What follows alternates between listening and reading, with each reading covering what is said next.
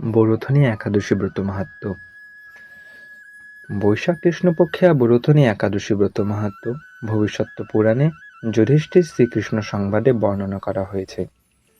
যুধিষ্ঠির মহারাজ শ্রীকৃষ্ণকে বললেন, হে বাসুদেব, আপনাকে প্রণাম।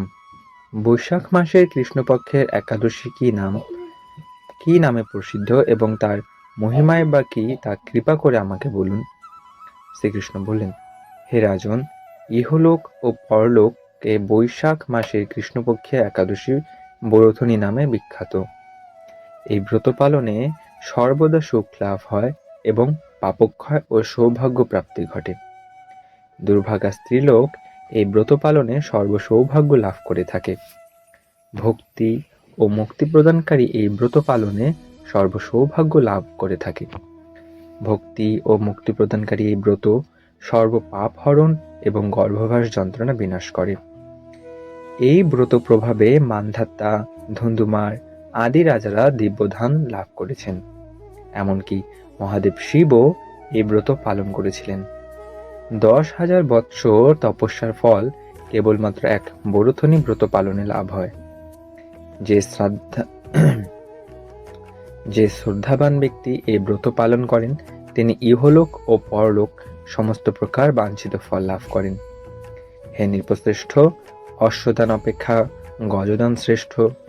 গজদান থেকে ভূমিদান, তা থেকে তিলদান, তিলদান থেকে স্বর্ণদান এবং তা অপেক্ষা অন্নদান শ্রেষ্ঠ। অন্নদানের মতো শ্রেষ্ঠ দান আর নেই। পিতৃলোক, দেবলোক ও মানুষেরা অন্নদানে পরিতৃপ্ত হন। পণ্ডিতেরা কন্যাদানকে অন্নদানের সমান বলে থাকেন। স্বয়ং ভগবান গোদানকে অন্নদানের সমান বলেছেন। আবার এই সমস্ত প্রকার দান থেকেও বিদ্যাদান শ্রেষ্ঠ। কিন্তু এই বরুথনী ব্রত পালনে সেই বিদ্যাদানের সমান ফল লাভ হয়ে থাকে। পাপমতী যেসব মানুষ কন্যার উপার্জিত অর্থে জীবন ধারণ করে, পুণ্যক্ষয়ে তাদের নরক যাতনা ভোগ করতে হয়। তাই কখনো কন্যার উপার্জিত অর্থ গ্রহণ করা উচিত নয়। যে ব্যক্তি বিভিন্ন স্বর্ণালঙ্কার সহ কন্যা দান করেন তার পুণ্যের হিসাব স্বয়ং চিত্রগুপ্ত করতে অসমর্থ হন।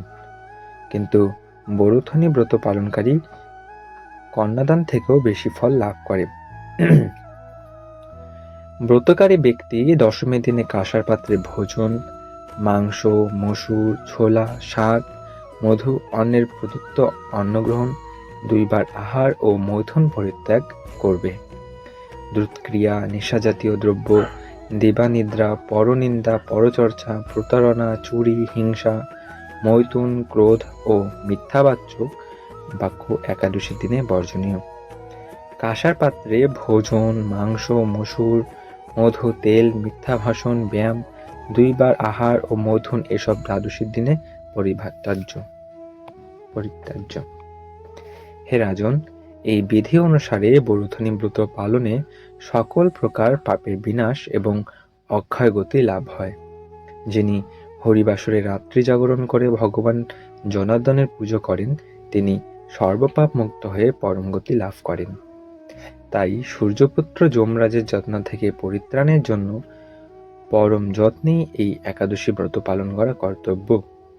বরুথনী একাদশীর ব্রতকথা শ্রদ্ধাভাবে পাঠ বা শ্রবণ করলে সহস্র গোদানের ফল লাভ হয় এবং সর্বপাপ থেকে মুক্ত হয়ে বিষ্ণুলোক গতি হয়। হরে কৃষ্ণ।